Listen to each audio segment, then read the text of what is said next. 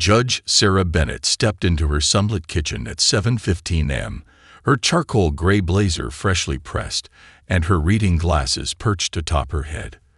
The familiar aroma of coffee should have greeted her, but instead, she found her usually reliable coffee maker sputtering and hissing in protest.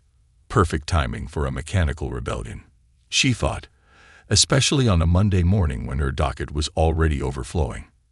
"Emma, you're going to be late for your presentation," she called upstairs, checking her watch for the third time in as many minutes.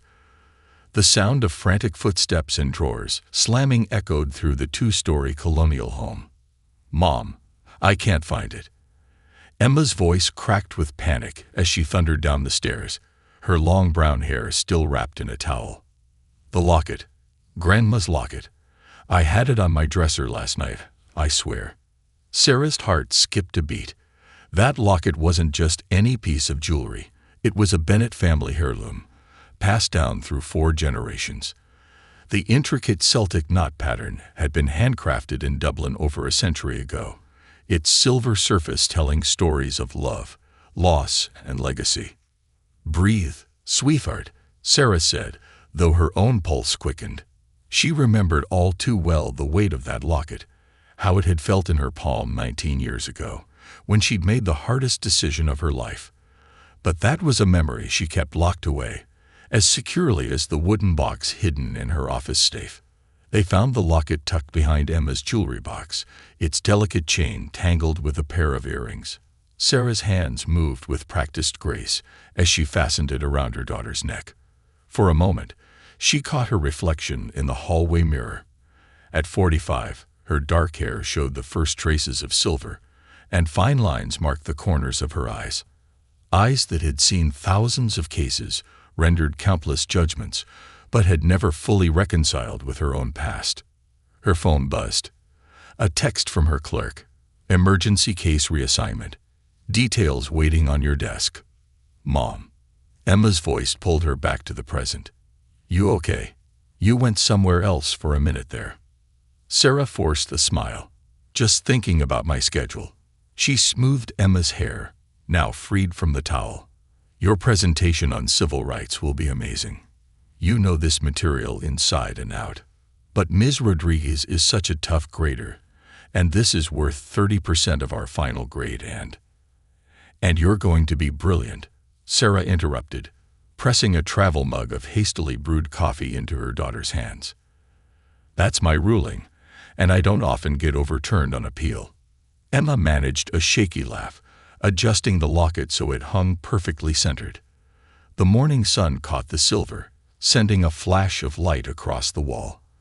For a split second, Sarah saw double, 2 lockets, 2 babies, 2 impossible choices. She blinked hard, dispelling the image.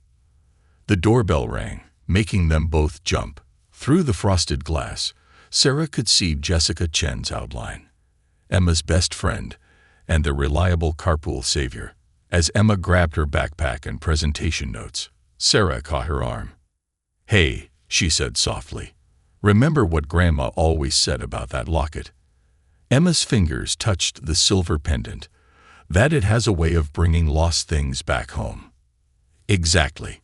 Sarah kissed her daughter's forehead, breathing in the familiar scent of her shampoo. "Now go make history proud." She watched from the doorway as Emma ran to Jessica's car, her backpack bouncing against her blazer, a mini version of her mother's professional attire. The girls pulled away, leaving Sarah alone with the gathering storm clouds and her buzzing phone. The text from her clerk now showed 3 urgent exclamation points. Something about today felt different, charged with an electricity that had nothing to do with the weather. As Sarah grabbed her briefcase and car keys, she couldn't shake the feeling that her carefully constructed world was about to shift on its axis. She had no idea just how right she was. The courthouse's marble halls echoed with Sarah's purposeful footsteps as she made her way to courtroom 304. Her mind was already cycling through the morning's high-profile murder case. The Martinez trial had dominated local headlines for weeks, and she'd spent the weekend reviewing case law for every possible motion the defense might raise.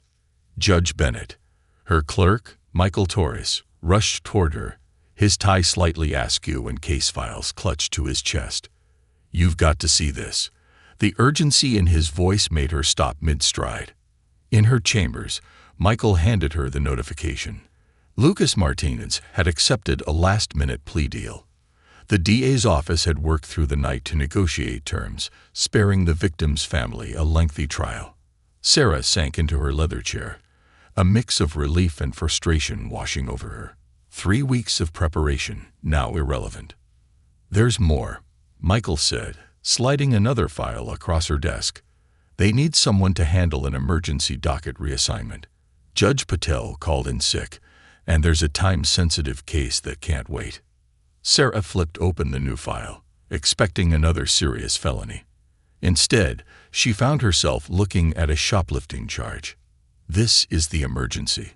she asked, arching an eyebrow at Michael. "Keep reading." The defendant was Maria Rodriguez, age 19. No prior record. Arrested at Thompson's Pharmacy for stealing. Sarah paused, frowning at the inventory list. Baby formula, diapers, basic cold medicine. Total value, $127.43. Her eyes moved to the arresting officer's notes. Subject was cooperative, but refused to provide information about intended recipient of stolen goods. Expressed concern about someone named Gloria needing medicine. Something about the report nagged at her. "Where's the booking photo?" Michael shuffled through the papers. "That's odd. It should be right here. The system shows it was taken, but it's not in the file." Sarah leaned back, her judicial instincts humming. 19 years old, no priors, stealing necessities rather than electronics or jewelry. In her 15 years on the bench, she'd seen thousands of cases. The desperate ones always stood out. "There's a social worker's preliminary report," Michael added, handing her another page. "Says the defendant aged out of foster care last year. Currently works 2 jobs. Morning shift at a daycare center, evenings waiting tables." Sarah's chest tightened unexpectedly. Foster care. She pushed away the memory threatening to surface, focusing instead on the paperwork before her. When's she due in court? That's the thing. Michael checked his watch. She's already here. They brought her over from county this morning. If we don't process her case today, she'll lose both jobs.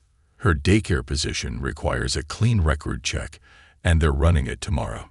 Through her office window, Sarah could see dark clouds gathering. The same storm that had threatened during Emma's departure was now rolling in earnest. Thunder rumbled, and the old courthouse windows rattled in their frames. "The DA's offering a deal," Michael continued. "Community service, restitution, case closed. But they want it handled today." Sarah studied the file again. Something was missing. Not just the booking photo, but something else.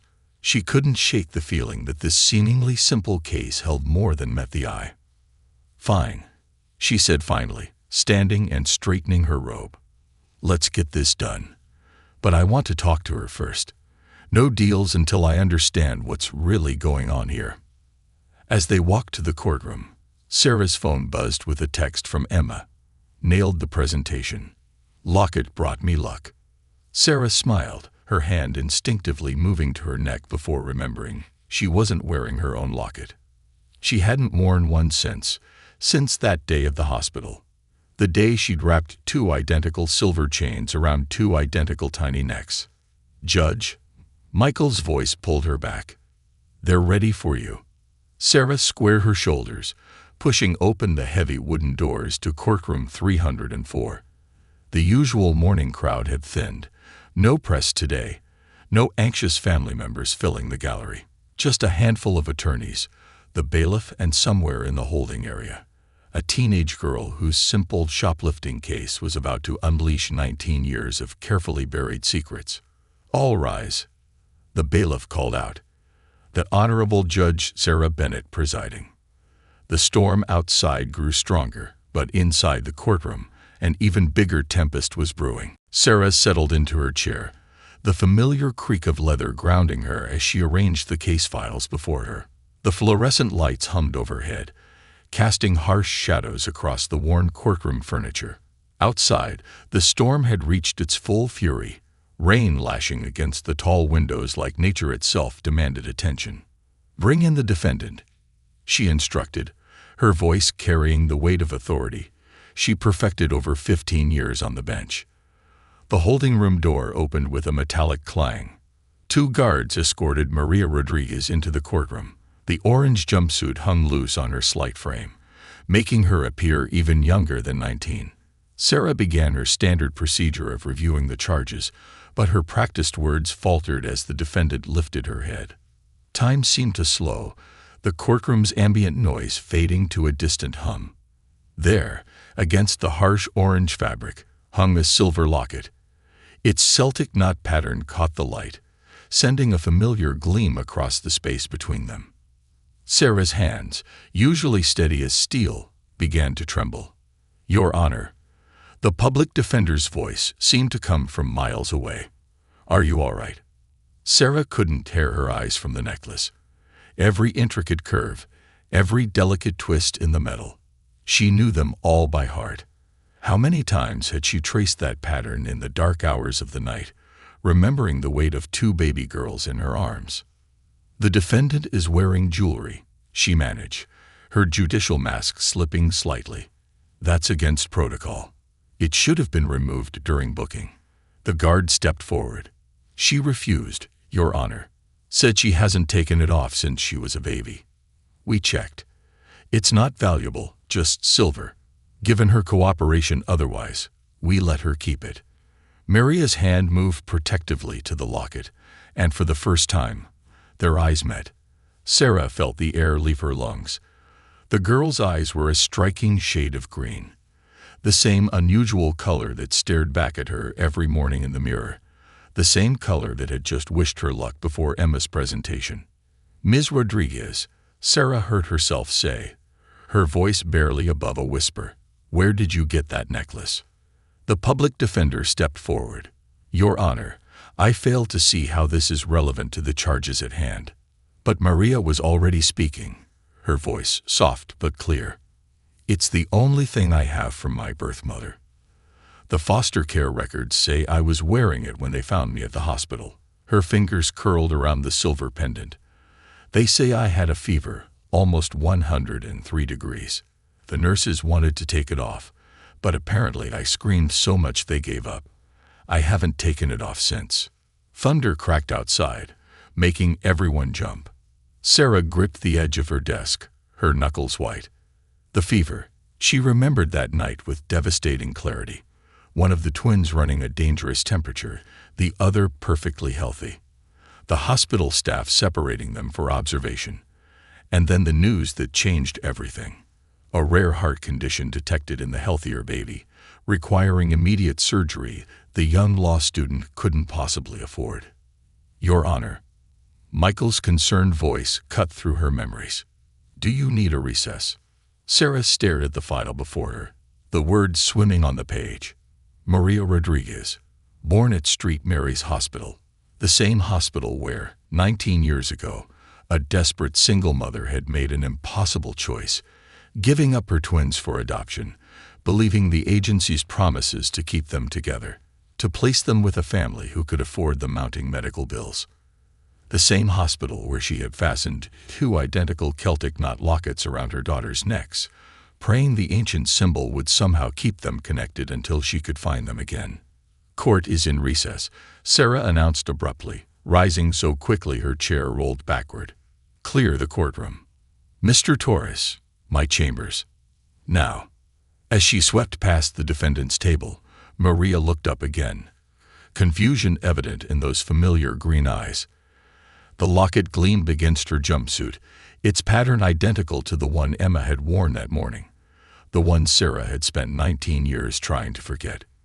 In her chambers, the storm raged on, but it couldn't match the tempest in Sarah's heart.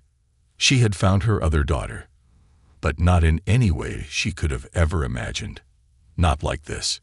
Never like this. "I need to recuse myself." Sarah's voice shook as she paced her chambers, her robes billowing behind her.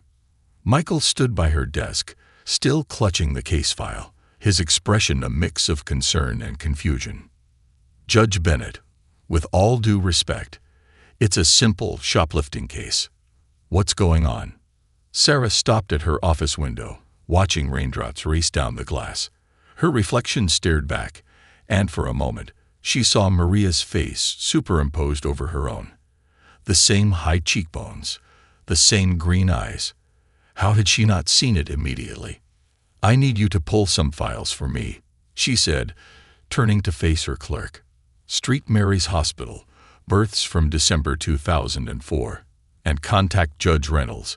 She can take over the Rodriguez case." Michael hesitated. "The hospital records will be sealed if they're adoption-related. We'd need a court order." "Then get me the paperwork for one." Sarah moved to her office safe, her fingers trembling as she dialed the combination. Inside lay a wooden box she hadn't opened in years. The brass hinges creaked as she lifted the lid. There, nestled in faded velvet, lay a photograph, yellowed with age but carefully preserved. 2 newborn girls, both wearing identical silver lockets. On the back, written in her younger self's shaky handwriting, "Emma and Alina Bennett, December 15, 2004. Alina, the name she'd given her second daughter before the adoption agency had changed it to Maria. A knock at the door made her quickly close the box. Judge Reynolds entered, her silver hair immaculate despite the humid day. "Sarah, your clerk said it was urgent." "Patricia, I need a favor." Sarah gestured to the chairs by her desk. As they sat, she took a deep breath. "The Rodriguez shoplifting case. I need you to take it." "Of course, but why?" Judge Reynolds leaned forward, her shrewd eyes taking in Sarah's unusual agitation. "You've handled hundreds of cases like this. Not like this one." Sarah's hand went to her neck, searching for a locket that wasn't there. "The defendant. I have reason to believe she's my biological daughter. Emma's twin sister." The silence that followed was broken only by distant thunder. Judge Reynolds removed her reading glasses slowly. "Are you certain?" "The locket she's wearing. It's identical to Emma's. I gave them both lockets the day I had to give them up." Sarah's voice cracked. "I was a law student, single, barely making ends meet. When Maria, needed heart surgery, I just couldn't." "Does Emma know she's a twin?" "No." Sarah stood again, unable to stay still. "The adoption agency promised to keep them together. When I finally got my life together, finished law school, I tried to find them. The agency had closed. The records were sealed." She pulled out the photograph, passing it to her colleague. Judge Reynolds studied the image. "You'll need more than matching necklaces, Sarah. DNA testing, proper documentation." "I know." Sarah ran a hand through her hair. "But I also need to help her now. She's in jail for stealing baby formula and medicine. My daughter is in jail, Patricia." "One step at a time." Judge Reynolds handed back the photograph. "I'll take the case. Do what I can within the law." Meanwhile, she pulled out her phone, scrolling through contacts. Remembered Jack Morris. He specialized in adoption cases before joining the DA's office. He might be able to help expedite the record search. Sarah nodded gratefully, but her mind was already racing ahead. Emma would be home from school soon. How would she tell her daughter that the sister from her baby photos, the one Sarah had said died shortly after birth, was very much alive? That she'd been living in the same city, probably passing them on the street without knowing. "Sarah." Judge Reynolds paused at the door. "Whatever happens, remember, you're not that struggling law student anymore. You're a respected judge, a wonderful mother to Emma. Don't let guilt about the past blind you to the good you've done." After her colleague left, Sarah reopened the wooden box. Beneath the photograph lay a stack of letters she'd written over the years but never sent. Letters to the daughters she'd lost, explaining why she'd made the choices she had. Now, finally, one of them might actually get to read them. Outside, the storm began to clear, but Sarah's journey to reunite her family was just beginning. The late afternoon sun broke through the clouds as Sarah pulled into her driveway, her mind still reeling from the day's revelations. Emma's car was already there, and Sarah could see her daughter's silhouette through the kitchen window, probably raiding the fridge after school. The sight made her heart ache. How many times had Maria come home to an empty house? Her phone buzzed with a text from Jack Morris. Found something. Meeting in 20 minutes at Carlos Coffee. Emma. Sarah called out as she entered the house. I need to step out for a bit. Work emergency. Emma appeared in the hallway, still wearing her presentation outfit, but now with her hair in a messy bun. The locket gleamed at her throat. Everything okay, Mom? You look weird. Just a complicated case. Sarah hated lying to her daughter, but she needed answers first. Great job on your presentation, by the way. We'll celebrate tonight. At Carlos Coffee, Jack was already waiting in a corner booth, manila folders spread before him. His tie was loosened, and his expression was grave. Sarah, you might want to sit down for this. She slid into the booth, her hands wrapped around a coffee she didn't really want. Tell me. I found the original adoption records, Jack said, sliding a document across the table. And you're right. There were twins. But here's where it gets complicated. The adoption agency, Happy Beginnings. They were shut down in 2005 for illegal practices. Sarah's blood ran cold. What kind of practices? Separating siblings for higher profits, falsifying medical records. Jack pulled out another document. In your case, they told you Elena needed heart surgery. That was a lie. They used it to pressure you into giving them up immediately, before you could change your mind. The coffee cup trembled in Sarah's hands. But she had a fever. I remember. A common virus, according to the hospital records. Nothing serious. Jack's voice softened. They took advantage of a scared young mother. You weren't the only one. Sarah stared at the documents, her vision blurring. What happened to them after? Emma was adopted by a local family. Jack shuffled through more papers. But Elena, Maria, she went into the foster system. The family that was supposed to adopt both girls backed out when they realized the agency had lied about the heart condition.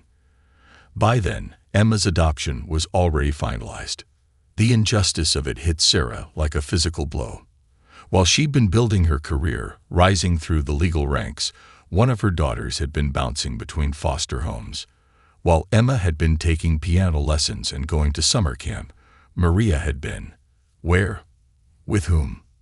There's more, Jack said. Maria's current charges. I looked into them. She wasn't stealing for herself. Her last foster mother, Gloria Ramirez, took in troubled teens when nobody else would. She's been sick, can't afford her medication. Maria was trying to help her. Sarah remembered the case notes. Subject expressed concern about someone named Gloria needing medicine. Where is Gloria now? County Hospital. Pneumonia. Jack closed the folders. Sarah, these records, they're enough to challenge the original adoption proceedings. You cooled. No, Sarah interrupted. I gave them up. I signed the papers. Whatever the agency did, that's on them, not on the families who gave Emma and Maria homes. She took a shaky breath. But I can help them now. Both of them. Her phone lit up with a text from Emma. Mom, there's a weird box open in your office, with baby pictures. Who's the other baby with me? Sarah closed her eyes. In her rush to meet Jack, she'd left the wooden box open on her desk. Go, Jack said, understanding. I'll look into Gloria's situation, see what we can do about medical assistance. And Sarah, he caught her arm as she stood. You're not that scared law student anymore. You're a judge. You can make this right. As Sarah drove home, her mind raced with possibilities and fears. Emma deserved to know the truth. Maria deserved to know her family. And somewhere in a hospital bed, the woman who had cared for her lost daughter when Sarah couldn't was fighting for her own life. It was time to bring all the pieces together, no matter how complicated or painful the process might be. Sarah found Emma sitting cross-legged on the floor of her home office, the wooden box open before her. Scattered around were the letters, the hospital bracelets, and that fateful photograph of two identical baby girls. The evening sun cast long shadows across the carpet, highlighting the tears on Emma's cheeks. "You told me she died," Emma said without looking up. Her fingers traced the edge of the photograph. "You said my twin sister died from a heart condition right after we were born." Sarah sank down beside her daughter, her judicial composure crumbling. For years, I thought she needed surgery. The adoption agency told me." "Adoption agency?" Emma's head snapped up, her green eyes blazing. "You mean you're not?" Her hand flew to the locket at her throat. "I am your mother, Emma, in every way that matters." Sarah reached for her daughter's hand, but Emma pulled away. "I was a law student, barely 22, when they told me one of you needed expensive heart surgery. So you gave us both up." Emma's voice cracked. "Why didn't you keep one of us?" The question hit Sarah like a physical blow. "The agency promised to keep you together. They promised you'd go to a family who could afford the medical bills. By the time I discovered their lies, you had already been adopted by the Bennetts. And then they adopted me when their daughter died." Emma whispered, reciting the story she'd grown up with. "Only that wasn't true either, was it?" Sarah shook her head, tears falling freely now. "James and Patricia Bennett couldn't have children. They adopted you as a baby. When I finished law school, I started searching for both of you. The agency had closed, but I found the Bennetts. She took a shaky breath. "They were wonderful people, Emma. When they died in the car accident 10 years ago, I didn't just adopt you because I was your godmother. I adopted you because you were already mine." Emma stared at the photograph again. "And my sister, what happened to her?" "The agency separated you. She went into foster care as Maria Rodriguez." "And Emma?" Sarah's voice trembled. "I found her today. She was in my courtroom." The silence that followed was deafening. Emma's fingers clutched the locket so tightly her knuckles went white. "The shoplifting case, the one you were so weird about this morning." Sarah nodded. "She's wearing a locket identical to yours. When I saw it," she pulled out her phone, showing Emma the courtroom security footage she'd requested. On the screen, Maria stood at the defendant's table, the silver Celtic knot clearly visible against her orange jumpsuit. Emma leaned forward, her breath catching. It was like looking in a mirror, albeit one that showed a harder, more weathered version of herself. Where is she now? Still in custody. She was stealing medicine for her former foster mother. Sarah hesitated. "Emma, whatever happens next, it's your choice. If you're not ready to meet her." "Not ready." Emma stood abruptly, gathering the scattered photographs. "Mom, I've had dreams about her my entire life. Dreams everyone told me were just my imagination." She paced the office, a habit so like Sarah's own. "Every time I looked in the mirror, every birthday candle I blew out, every time I touched this locket, I felt like something was missing. Someone was missing." Sarah watched her daughter move, seeing flashes of both the angry teenager and the baby she'd given up all those years ago. "Emma, we have to help her," Emma declared, her voice stronger now. "And her foster mother. You're a judge, Mom. You can fix this." "It's not that simple, sweetheart. There are laws, procedures. You gave us these lockets to keep us connected." Emma interrupted, holding out the photograph. In it, two baby girls slept peacefully, identical silver Celtic knots resting against their blankets. Maybe they finally did their job. Maybe it's time to trust that everything happened the way it was supposed to, so we could all find each other again. Sarah stood, pulling her daughter into a tight embrace. Through her tears, she saw the wooden box still open on her desk, decades of secrets finally exposed to the light. It was time to write a new chapter, one where both her daughters could heal together. County Hospital smelled of disinfectant and stale coffee. Sarah and Emma stood outside room 412, watching through the glass as Maria sat beside an elderly Hispanic woman's bed. The machines beeped steadily, monitoring Gloria Ramirez's vital signs as she slept. "She looks exactly like me," Emma whispered, her hand pressed against the glass. After fighting through hospital bureaucracy and pulling strings with the detention center, they'd arranged for Maria to visit her foster mother under supervision. But different too. Her eyes. They're older somehow. Sarah understood what Emma meant. Though identical in features, Maria carried herself with a wariness that Emma had never needed to develop. Even now, handcuffed and watched by a guard, Maria's focus remained entirely on Gloria, adjusting the older woman's blanket with gentle hands. "Ready?" Sarah asked softly. Emma nodded, though her fingers trembled as they clutched her mother's hand. The guard nodded at Sarah, one of the benefits of being a respected judge, and opened the door.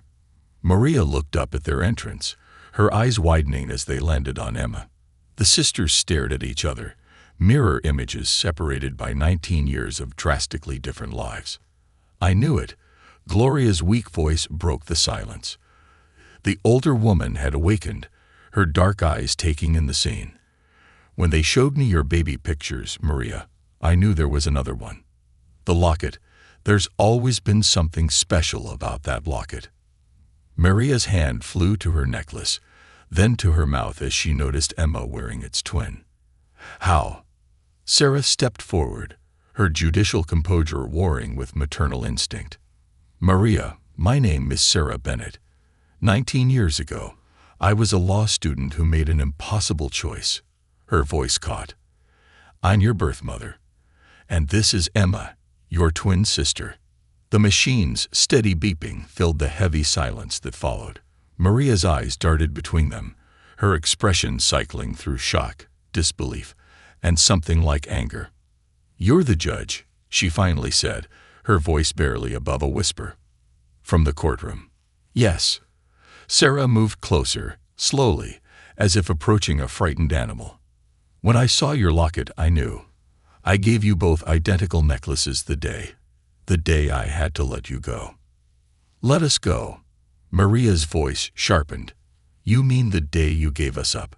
Separated us?" "No." Emma stepped forward. "Mom didn't separate us. The adoption agency lied to her.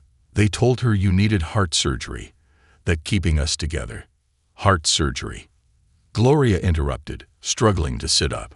"Maria, mi amor, the social workers told me you were abandoned at the hospital. No record of family. They lied to everyone."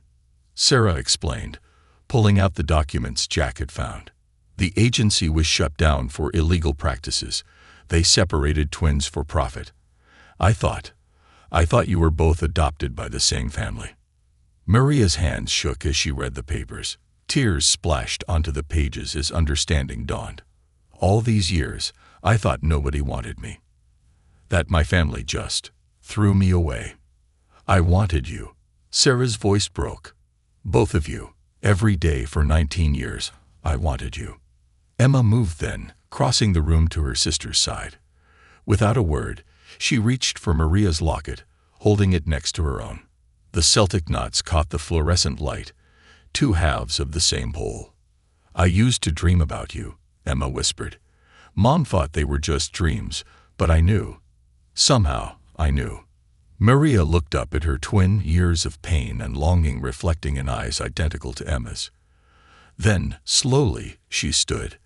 The sisters stared at each other for one more heartbeat before falling into a fierce embrace, their lockets clinking together like a key turning in a long-rusted lock.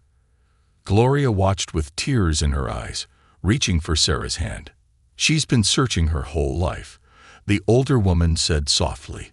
"Not just for family, but for herself. Now I understand why." Sarah squeezed Gloria's hand, watching her daughters hold each other as if they'd never let go again. Outside the hospital window, the sun broke through the clouds, casting a golden light over the reunited family. The storm had passed, leaving behind not destruction, but the chance for new growth, new beginnings, and the healing of old wounds. The Lockets had kept their promise after all. 6 months later, the Bennett family gathered in Sarah's backyard for a Sunday barbecue. The autumn air was crisp, carrying the scent of grilling burgers and the sound of laughter. Emma and Maria sat side by side on the porch swing, their identical lockets catching the afternoon sun as they showed Gloria photos on Emma's phone. "And this is us at graduation," Emma explained, swiping to a recent picture. Maria got her GED last month, highest scores in the program. Gloria beamed from her wheelchair, her health slowly but steadily improving since being enrolled in a medical assistance program Sarah had helped arrange. "Me ungul brillante," she said proudly. "Both of you, such smart girls." Sarah watched from the grill, her heart full. The past 6 months had been a whirlwind of legal proceedings, emotional adjustments, and building new relationships. Judge Reynolds had dismissed Maria's shoplifting charges, considering the extraordinary circumstances and Gloria's medical situation. But that had been just the beginning. "Mom," Maria called out, and Sarah's heart still skipped a beat every time she heard that word from her long-lost daughter. "Tell Gloria about the foundation." Sarah moved to join them, setting down her grilling tongs. "Well, Jack Morris and I started the Second Chance Family Foundation," she explained. "We're working to help reunite families separated by unethical adoption practices and providing legal aid to foster children aging out of the system." The foundation had been born from their own experience, but it had quickly grown into something bigger. Several other judges had joined the cause, and they'd already helped 3 other sets of separated twins find each other. "And," Emma added excitedly, "Maria's going to work there part-time while she takes classes at community college." Maria nodded, her eyes bright with purpose. "I want to become a social worker, help other kids like me navigate the system, maybe even prevent some families from being separated in the first place." Gloria reached out to squeeze Maria's hand. "You see, sometimes the hardest paths lead us exactly where we need to be." Sarah noticed Emma growing quiet, a telltale sign she had something on her mind. "Everything okay, sweetheart?" Emma glanced at Maria, who gave her an encouraging nod. "Well, I've been thinking about changing my major. Instead of business, I want to study law." She looked up at Sarah. "Like you, Mom, but maybe focusing on family law and children's rights." Sarah felt tears prick her eyes. The twins had grown impossibly closer over the past months, their different life experiences shaping their shared desire to help others. Where Emma brought academic knowledge and analytical skills, Maria contributed street smarts and deep empathy born from personal experience. "Your father would be so proud," Gloria said softly to Maria. "Both your fathers, the one who raised you for those brief years, and James Bennett, who would have loved you just as much as he loved Emma." Maria wiped away a tear. "And I have 2 mothers too," she said, looking between Gloria and Sarah. "Maybe that's the silver lining in all of this. Some people only get one family. We got several." The timer on the grill beeped, and Sarah moved to rescue the burgers. As she worked, she heard her daughter's laughter mixing with Gloria's gentle Spanish murmurs. The sound wrapped around her like a warm embrace, healing the last fragments of guilt and pain she'd carried for 19 years. Later, as the sun set and they gathered around the patio table, Sarah raised her glass. "To family," she said simply, "in all its beautiful, complicated forms." "To second chances," Maria added, touching her locket. "To lost things found." Emma finished, her own locket gleaming. Gloria smiled, looking at the twins. "To the magic of silver lockets and the love that never gives up." As they ate and talked and shared stories, Sarah thought about that stormy day 6 months ago when a simple shoplifting case had changed everything. The lockets that had once symbolized loss and separation now represented something else entirely: the unbreakable bonds of family, the power of truth, and the healing that comes when love finds its way home. Some cases, she learned, were never really closed. They just waited for the right moment to reveal their true verdicts. Not guilty, not innocent, but perfectly, imperfectly whole.